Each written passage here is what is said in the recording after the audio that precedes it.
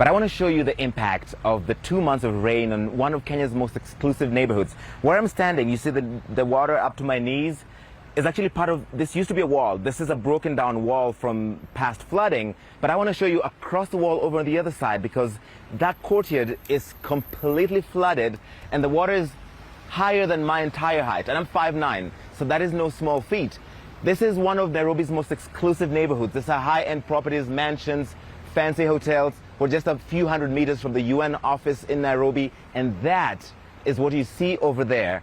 That's the reality of the flooding that Kenya has been seeing over this past 2 months. So I'm just going to walk over across the road, because that water is coming from that compound across the road. This road is officially closed, but that has not stopped people from using it all the same, because this is one of the easier ways to get to where they're going instead of getting rerouted.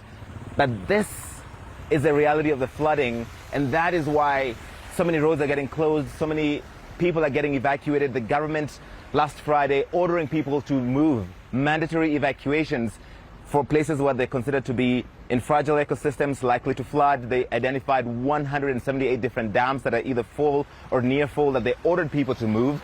And this morning, because of 6 hours of rain overnight, they closed this road. But that, as you can see, people are still using it, avoiding that government intervention and risking their lives. There have been cases where people have been swept away in their cars, in their motorbikes, in their bicycles because of something like this.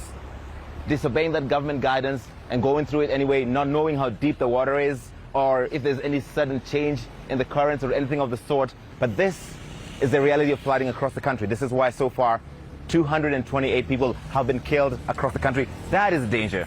I didn't know how deep this is. 228 people have been killed across the country. More than 160,000 people are displaced. And the forecast, according to President William Ruto, is that there will still going to be more rain throughout this month, possibly into next month. So the damage could be even more significant. We saw, for instance, in Western Kenya on Sunday, River Nyando bursting its banks, leading to flooding the town of Ahero and the neighborhoods there. People were marooned. The Kenya Wildlife Service had to use helicopters to evacuate some people.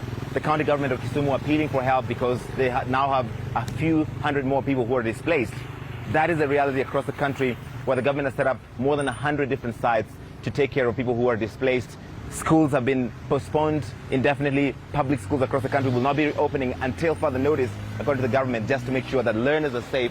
In the meantime, people risking their lives all the time, just trying to use the quickest ways to get where they're going, Max. Yeah, it's difficult to see how the government can manage this because of the scale of the flooding, and it's pretty unprecedented, isn't it? But the Kenyan Meteorological Department, as I understand it, did warn a year ago that El Nino could intensify the rainy season, which would have allowed the government to prepare to some extent.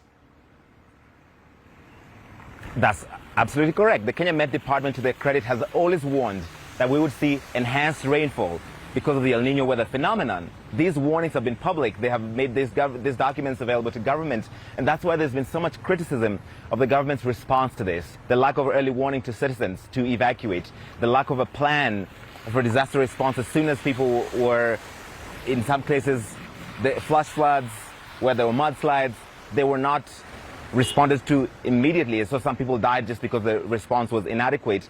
And now the government of Kenya appealing for foreign countries to help in the disaster response, to help with shelter and food and other non-food items, because when you have more than 100,000 people displaced, the government just cannot deal with it. So far, they've received some aid from the United Arab Emirates, but the need is just so far greater than what's available right now, Max. Okay, Larry in Nairobi, thank you.